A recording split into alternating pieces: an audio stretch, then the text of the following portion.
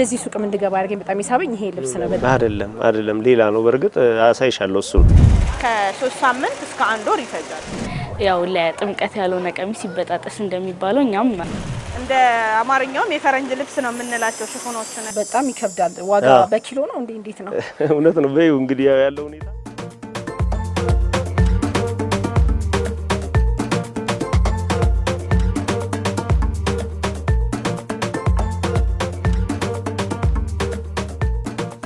የጥምቀት በዓል ሲመጣ ሞቅ ደመቅ ከሚሉ የገበያ ስፍራዎች አንዱና ዋንኛው የሽሮ ሜዳ አካባቢ ነው። እኛም ሽሮ ሜዳ አካባቢ ያለው የጥምቀት የበዓል ልብስ ሽያጭ ድባብ ምን ይመስላል የሚለው ልናስቃኝ በስፍራው ተገኝተናል። ብዙ ሱቆች ገብተናል። ብዙ አልባሳት አይተናል። ይበልጥ ሳቢና ውዱ ቀሚስ የቱ ነው፣ ለምንስ ውዱ ነው የሚለውን የምናስቃኝ ይሆናል።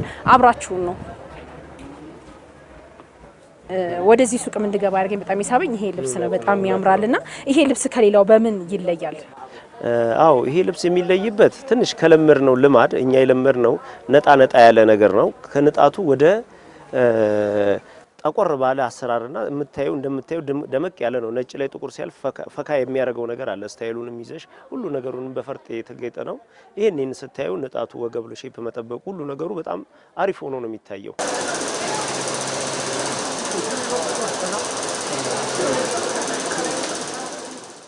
ማምረቻ ቦታም ስለሆነ በኦርደር ነው ሁሉን ነገር የምንሰራው።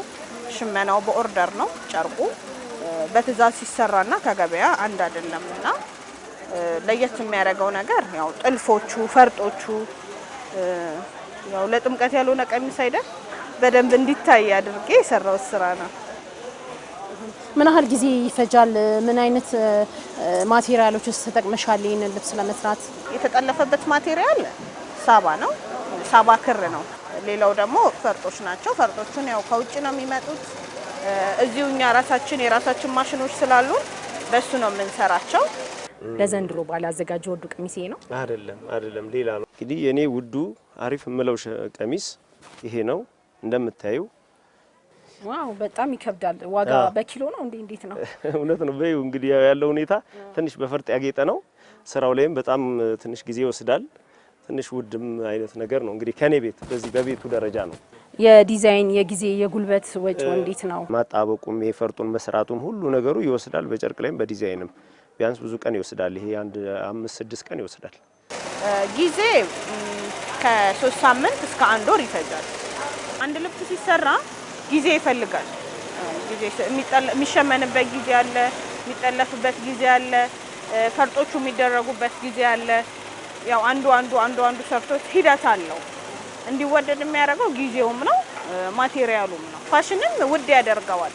አንድ ልብስ አሁን እንደመጣና ትንሽ 2 ወራት 3 ወራት ሲቀረው የወጣ ልብስ አንድ አይደለም። ከፋሽን አንፃርም ውድ ይሆናል። ጥልፉ በምንድን ነው የሚሰራው? የእጅ ነው ወይስ?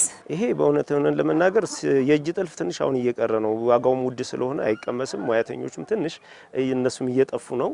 ያ ነገር ስላለ በሲንጀር ነው የሚጠለፈው። አሁን ያለው ስራ በሲንጀር ነው የሚጠለፈው። ይሄኛው 2 አይን ከሚባል የመነን አይነት ነው የሚሰራው። 2 አይን የሚደረገው ለምንድን ነው? ይሄን እንዲሸከመው ታስቦ ነው። ይሄን ክብደቱን እንደምታዩ በጣም ብዙ ነው የሚመዝነው። ይሄን ክብደት መሸከም የሚችለው ጨርቅ 2 አይን የሚባለው ነው። የድሮ አንድ አይን ነበር። በጣም እጅግ ሳሳ ያለ ነው። ይሄ ደግሞ በጣም ስትሬንግዙን ሞር እንዲሸከመው ያደርገዋል። አሁን ዋጋው ስንት ነው ይባላል ይሄ ልብስ? ይሄ አሁን እስከ 45 ድረስ ይሄዳል። 45,000 ብር ከነ ነጠላው ማለት ነው። ሙሉ ነጠላ በፈርጥ ነው ይሄም የሚሰራው። የሀገር ባህል ጥበቦችና ሽፎኖች መሀል ምንድነው ልዩነት ያለው? በማህበርም በግልም አብዛኛው ወጣቶች ከውጭ የመጣው ልብስ አሰርተው ለብሰው ይስተዋላልና ልዩነቱ ምንድነው? ያበሻ ልብስን እንትን የሚል የለም፣ የሚወዳደረው የለም። በውበትም ያው ያ እንደ አማርኛውም የፈረንጅ ልብስ ነው የምንላቸው ሽፎኖችንና ትላልቅ ሰርጎችን፣ ትናንሽም ሰርጎችን፣ መልሶችንም ሰርጎችንም ካየሽ ባበሻ ልብስ ነው። በሽፉን የሚደገስ እንትን የለምና ከዋጋም አንፃር በርግጥ ከአበሻ ልብሱ እኩል አይደለም። ያው የአበሻ ልብስን ወደድ የሚያደርገው ጥሬ ዕቃው ከውጭ ግባ እንጂ እያንዳንዱ ነገር በእጅ ነው የሚሰራው። እኛነታችን የሚገልጸው የባህል ልብስ ነው። ሽፎን ነው፣ በቃ ኦሬዲ ፋብሪካ ነው። ይሄ ግን የእጅ ስራ ነው። ምንም ጊዜ የእጅ ስራ ሁሌ ውድ ነው፣ ሁሌ አገር በቀል ነው። ያኛውን እንሰራለን ብለው ሞክረውታል። በብዙ ሄደውበታል። እኔ ባለኝ መረጃ ግን ሊሆን አልቻለም። ያና ሽፎንና የባህል ልብስ አይገናኝም። ሲጀመር ሌላ ነው እንትኑም። ስለዚህ ያ ስለሆነ የኛ ነው፣ የነሱ ነው። ግን ማንን ትመርጣለህ ብትኝ እኔ የባህል ልብሴን ነው የምመርጠው እኔ።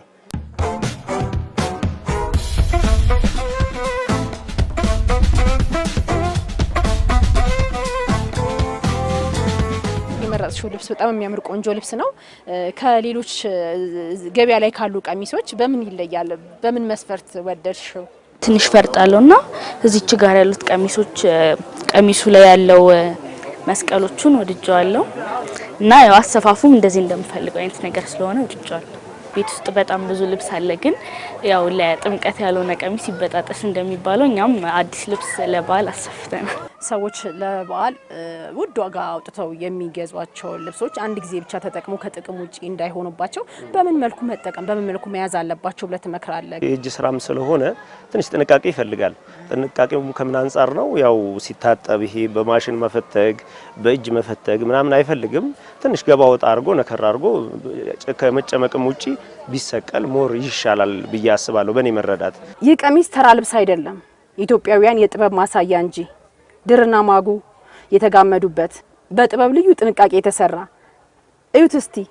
ጥበቡ የባህላችን መገለጫ ቀድሞ ደግሞ የበዓሉ ድምቀት ነው። ይህንን ለብሶ ጥምቀትን ማክበር ልዩ ስሜት አለው። ጥራት ዋጋ ያስከፍላል፣ ውበት ደግሞ ድምቀትን ያመጣል። በሽሮ ሜዳ በተለያዩ ሱቆች ገብተን ጥበበኛ እጆች የፈተሉትን የተጠበቡበትን ዲዛይን ያረጉትን የተለያዩ የባህል አልባሳት ስናስቀኛችሁ ቆይተናል። እጅግ በጣም እንደወደዳችሁትም ተስፋ እናደርጋለን። የህንድ ሴቶች ትልቁ ዋጋ ያለው ሀብታቸው የባህል አልባሳቶቻቸውና ጌጣጌጦቻቸው ናቸው ተብሎ ይታመናል። እኛ ኢትዮጵያውያንስ የምንገዛቸውን የባህል አልባሳቶቻችንን እንዴት ነው የምንይዘው? እንዴትስ ነው የምንንከባከበው? አብራችሁን ስለቆያችሁ እናመሰግናለን።